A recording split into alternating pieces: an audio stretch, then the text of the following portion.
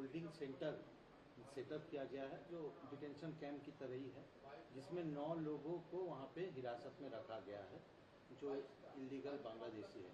किस रूप से देखते हैं सरकार का इस इनिशिएटिव को, क्योंकि आप मुर्शिदाबाद से हो, बॉर्डर इलाका है वहाँ पे। मेरा पास पता मिला जो इंग्लिश बाज़ार में डिटेंशन कैंप किया और मुर्शिदाबाद में लालगोला में भी करेगा ये बोला। मेरा ख्याल से इनको विरोध करने का कोई ज़रूरत नहीं है। मुख्यमंत्री शुभेंदु अधिकारी में ऐलान किया जो बेआईनी घुसपैठी है, जो इलीगल सिस्टम में कोई देश से भारत में घुसेगी, पश्चिम बंगाल बॉर्डर हो, कहीं त्रिपुरा बॉर्डर हो, कहीं जो बॉर्डर हो, तो उनको खिलाफ कार्रवाई होना चाहिए। कोई लीगलिटी लेके, पासपोर्ट लेके, वीज़ा लेके कोई देश के सफ़र कर सकते, इसी के लिए तो कोई दिक्कत नहीं है।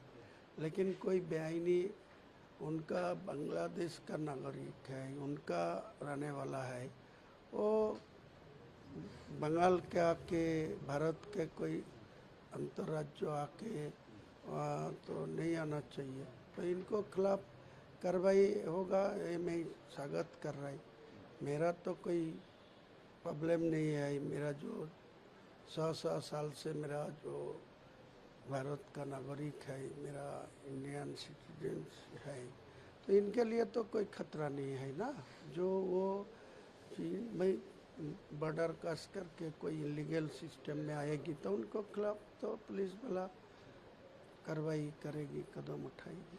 बीएसएफ को जो जमी है, बहुत सारे इलाके हैं कुछ बिहार में भी जहाँ पे बॉर्डर में फेंसिंग नहीं है, ये कितना लाभजनक होगा? देखिए, ये तो टाइम लगेगा। तो टोटल 2200 से ज़्यादा बॉर्डर इलाका है वेस्ट बंगाल का, कुछ बिहार लेके बनगा लेके जो सुंदरबन इलाका है पूरा तरीके से ये 1600 फेंसिंग है। लेकिन 600 जो है ही नहीं, उनसे पूरा पिछले दिन वो 27 किलोमीटर करने के लिए ऑर्डर मिला, ज़मीन भी मिला और काम भी शुरू हुआ, जितना जल्दी हो सकते। लेकिन बाकी जो इलाका है और कुछ है जो पेंसिलिंग करने का कोई दिक्कत नहीं है। लेकिन 300 से ज़्यादा किलोमीटर ये तो पानी का है, जल है, पानी है, तो जल पानी के ऊपर तो ये नहीं होगा। तो उनको ज़्यादा से ज़्यादा वो टावर बना के बीएसएफ वाला उनका नज़र रखेगी, यही होना चाहिए। दूसरा बात यह है कि और कुछ दिन बाद बकरीद, सरकार की तरफ से जो कैटल स्लॉटरिंग का जो निर्देश दिया गया है, जो गाइडलाइन निकाला गया है, उसमें आप कितना सहमत करते हैं? देखिए, कोई सरकार के तरफ डायरेक्ट कोई ऑर्डर देगी तो उनको सब लोग कोई मानना चाहते हैं।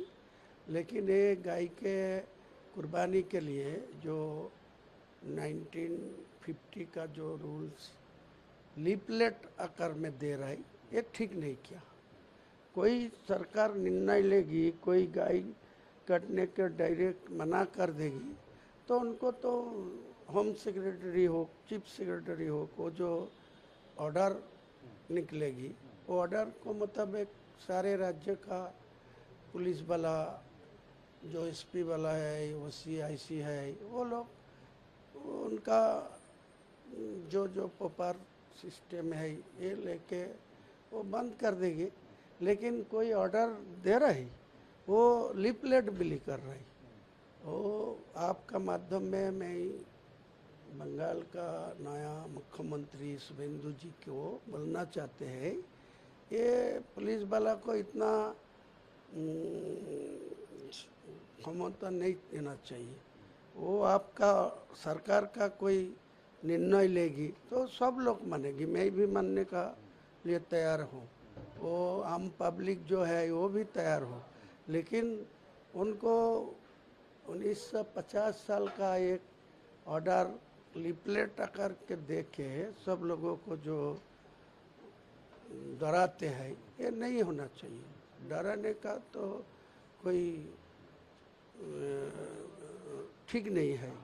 कोई आम आदमी को कोई कुछ खाने के ऊपर कोई स्टे करेगी, कोई निर्देश आएगी तब का दिक्कत नहीं है, डायरेक्ट कर दीजिए।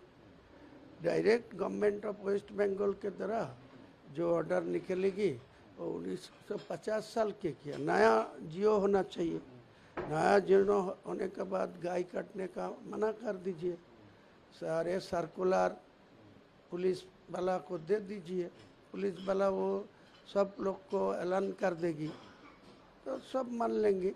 लेकिन मेरा लोकल थाना शक्तिपुर, वो थाना का ओसी है अतुनु दास, वो कोई सिग्नेचर कुछ नहीं है, लिपलेट दे रहा है।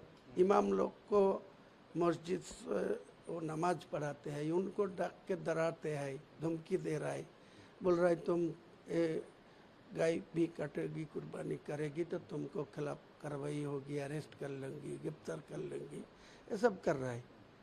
तो ये सब को विरोध में ही कर रहा है। तो उनको आज मेरा 10 बजे पहले मुर्शिदाबाद पुलिस पीटी का, बहरमपुर पुलिस पीटी का एसपी मुझे को धमका रहा है। मुझे को फ़ोन करके बोला है आप क्यों पुलिस वाला को खिलाफ बोल रहा है। हम जरूर बोलेंगे, आपका पास कोई निर्देश है तो आप पूरे का पूरे मुसलमान को गवर्नमेंट को तरफ ऑर्डर कर दीजिए जो कोई गाय नहीं कटेगी, कोई गाय का कोई नहीं चलेगी तो सब लोग मान लेंगे। लेकिन आप 150 साल का कोई ऑर्डर लिपलेट आकार में तो नहीं देना चाहिए। ये तो लोगों को धमकाने का, डराने का अच्छा नहीं लग रहा है। एक क्यों कर रहा है? नहीं, गवर्नमेंट के तरफ के कोई जियो होगी, कोई नया अमेंडमेंट आएगी, कोई होगी तो मैं भी तो जानकारी होगी। मैं ही तो एक मेंबर है, वो सत्ताधारी नहीं हो, मैं तो अपोजिशन को एक मेंबर है, तो मेरे को भी जानकारी मिलेगी। कोई नया गवर्नमेंट का कोई ऑर्डर बनेगी तो मेरा को भी शुभेंदु अधिकारी सब जगह में बोल रहा है। जो पिछले जो भूतपूर्व जो सरकार चल रहा है वो सरकार किसी को सत्ताधारी पार्टी को छोड़ के विरोध पार्टी को कोई एडमिनिस्ट्रेशन मीटिंग में, कोई डेवलपमेंट को बारे में कोई नहीं बुलाया। लेकिन वो लोग तो बुला रहा है। वो आज जो कल्याणी में तीनों डिस्ट्रिक्ट लेके जो मीटिंग हो रहा है, काकुली दोस्तीदार गया और 2 एमएलए भी गया, और सब लोग को तो बुला रहा है। तो मेरे ख्याल से मुर्शिदाबाद को कोई एडमिनिस्ट्रेशन जाएगी तो वो खुद बोला जो सब लोगों को चिट्ठी देगी, मैं इनवाइट करेगी, उनको मीटिंग में बुलाएगी तो बोलने का मौका मिलेगी। उसी तरह बोलूँगी।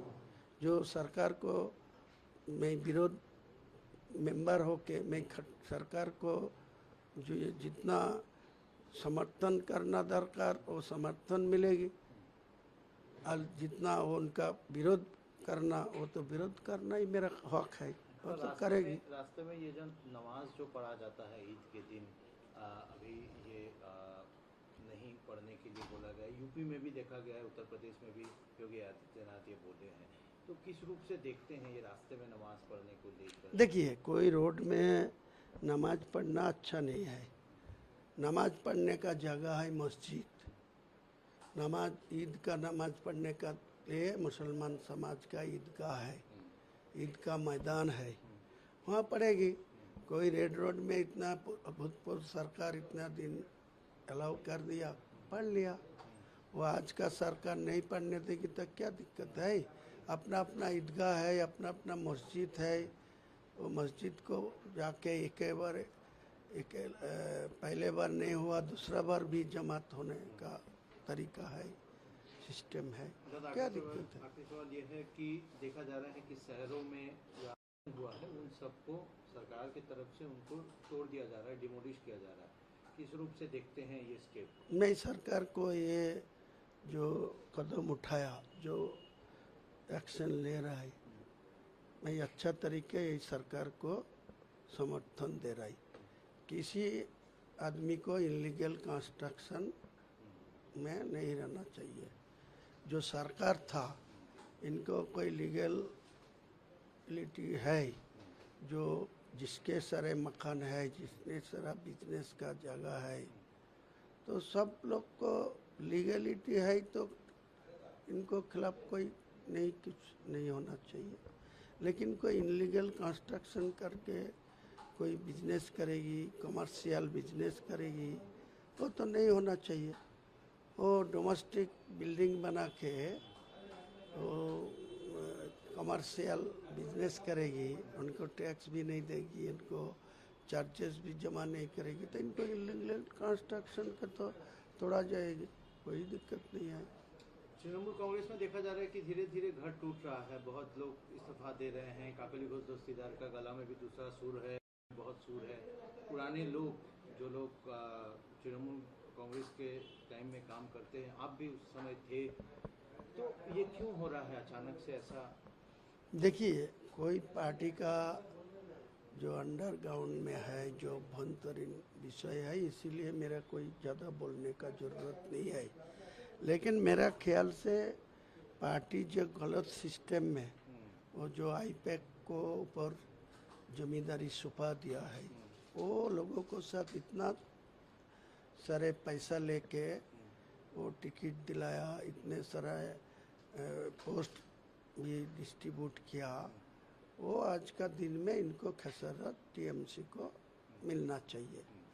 तो टीएमसी पार्टी आज तो 1 महीना पूरा नहीं हुआ, 1 महीने को छोड़ दीजिए, अगले 6 महीना वेट कर लीजिए। जून से दिसंबर तक टीएमसी पार्टी का क्या हालत होगी, इनको साथ कोई असेंबली को शासक दल को विरोध बैठने का नहीं चाहते। वो बोलेगी जो मेरा चुपचाप रहेंगी, लेकिन वो शासक बीजेपी को विरोध कोई आवाज़ नहीं उठाएगी। यही हो रहा है, लेकिन ये ठीक नहीं है।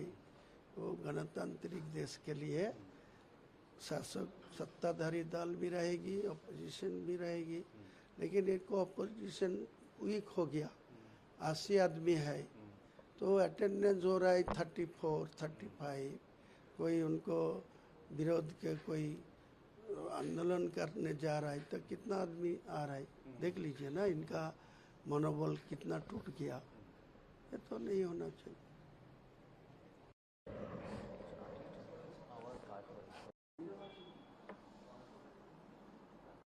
গরম লাগছে। এরা এতটা দুর্নীতি করেছে যেটা ভুট্টুকে বলতেও পারছে না যে আমরা বিরোধী রাজনীতি করব। সে মনোবলই তো নাই। সব কেমন ঝিমিয়ে গেল হঠাৎ করে।